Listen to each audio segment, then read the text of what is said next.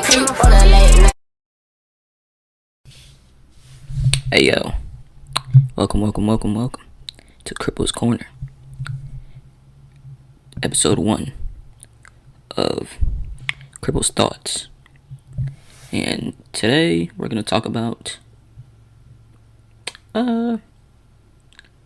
all-time lists. More specifically, like ESPN type deals. Because, honestly, it'd really be stupid. Like, the other day, there was this list, and it was talking about, like, the top players, 25 and under, in the NBA. And for some reason, ESPN wanted to have LaMelo at 3 over, like, Donovan, Mitchell, Jason Tatum, Devin Booker. Like, I understand why lists do that.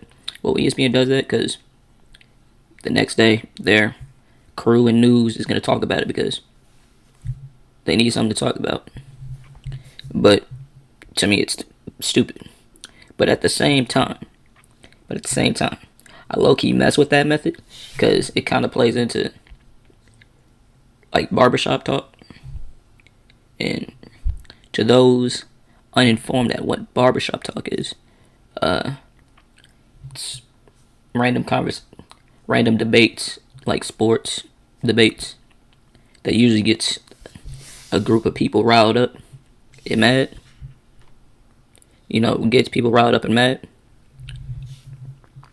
And I kind of like that part of lists and like debates of that sort. For example, let's say we're talking about the greatest Laker of all time. Let's do that as an example. My personal opinion, the greatest Laker of all time is Jerry West. I mean, if we're going based on play, he's not. I mean, he's the only player in NBA history to win Finals MVP and lose, and he's the logo. But it's not because of that. It's because he's the reason the Lakers are relevant in general. Because he's the reason. I think he was the GM of the Lakers, something like that. He pretty much helped form the modern Lakers, like with Magic. He helped with that. He helped Kobe. He's the reason Kobe was even a Laker, and Shaq. But that's a whole tangent for a different, separate thing. But for Lakers fans, Kobe fans, or whoever is your favorite Laker, that'll cause quite the upset. But that's what I like about all-time lists or like all-time debates. It because you'll get different avenues and different perspectives on things, even though you may not agree. But I don't like lists because it just be on. Sometimes it just be dumb because I don't know. It's just a goalpost for me. It's like, what's the parameter? Like if we're ranking, let's say, any sport, if we're ranking top 50 all-time players, what's the bare minimum? You have to be the certain, like, all-star games, all NBA, all defensive teams. Okay, but like once you get to like, and mainly I'm not talking about like 50, I'm talking like 10. Like, what makes you top 10, top 5? I mean, obviously you got championships, you got MVPs, finals MVPs, just like any of those type of awards.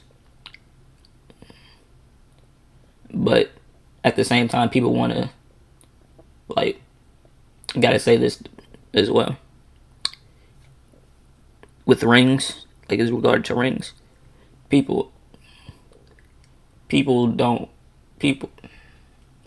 kind of fumbling on my words.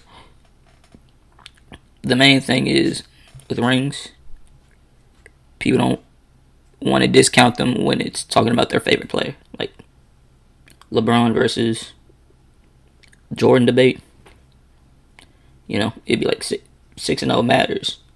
But it's like if you've been there 10 times, like where's the equal footing type deal? Like what would it take for one player to jump another? Which that's a whole different debate, but I like and dislike. I don't know. I'm kind of rambling, but that's what this is for. But all in all, my overall opinion, I would say more often than not, I would dislike all-time lists just because it's like at least major ones, because most of the time they're just on BS just to troll.